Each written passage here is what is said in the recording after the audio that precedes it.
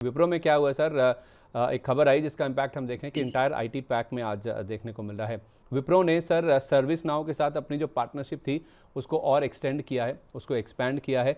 इस पार्टनरशिप के तहत एजेंटिक एआई आधारित जो वर्कफ्लो है उसको लागू किया जाएगा कंपनी की ओर से। कोर एंटरप्राइजेस फंक्शंस में ये जो एजेंटिक एआई आधारित वर्कफ्लो है उसको लागू किया जाएगा। इसको बाजार ने पॉजिटिवली लिया।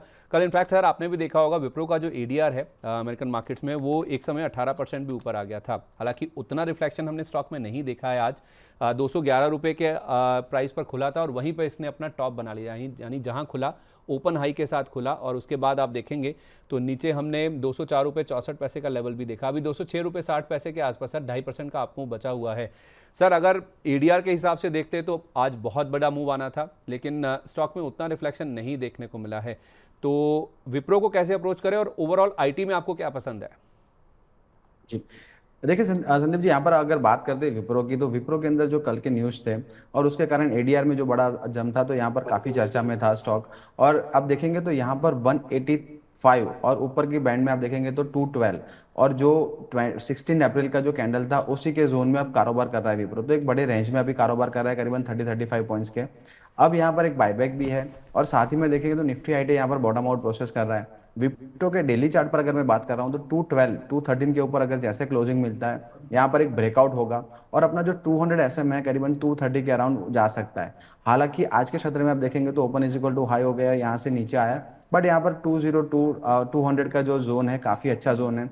195 के स्टॉप लॉस के साथ यहाँ पर बने रह सकते हैं। छोटी अवधि का आपका नजरिया है, थोड़ा सा लॉन्गर टर्म व्यू है तो 185 का क्लोजिंग बेसिस पे स्टॉप लॉस रखेंगे।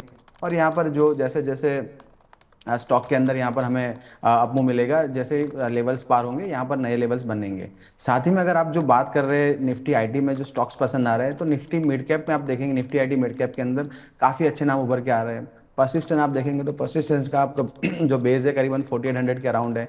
परसिस्टेंट सिस्टम ध्यान में ले सकते हैं। कोफोज में आप देखेंगे काफ़ी अच्छा अर्निंग्स आया है, अर्निंग अच्छा डिलीवर किया था। कोफोज में आप यहाँ पर बिल्कुल बाय कर सकते हैं। और दूसरा था ओ एफ एस एस, अब थोड़ा चल चुका है बट करीबन 9,800 के अंदर आप देखेंगे तो काफ़ी अच्छा हमने रेकमेंड किया था और करीबन 10,000 के ऊपर भी चल रहा है। तो ये तीन स्टॉक्स हमें निफ्टी आईटी में पसंद आ रहे हैं। परसिस्टेंट, कोफोर्ज और ओएफएसएस। और सर क्या पॉसिबल अपसाइड है 10%, 15%, 20% अगर कोई लॉन्ग टर्म का व्यू लेके चलता है तो? संदीप जी, आपकी आवाज़ चली गई थी।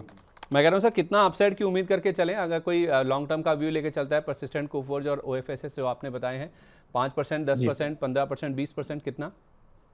जी, यहाँ पर देखिए संदीप जी, परसिस्टेंट की अगर बात करें तो परसिस्टेंट ने एक हायर बेस बनाया है करीबन 4500 के अराउंड और ऊपर की साइड करीबन आप देखेंगे तो 5500, यानी यहाँ से आप देखेंगे और 3-4% का अपमूव बचा है। उसके बाद यहाँ पर ब्रेकआउट मिल सकता है। जो रेजिस्टेंस जोन है करीबन 6200 के अराउंड है।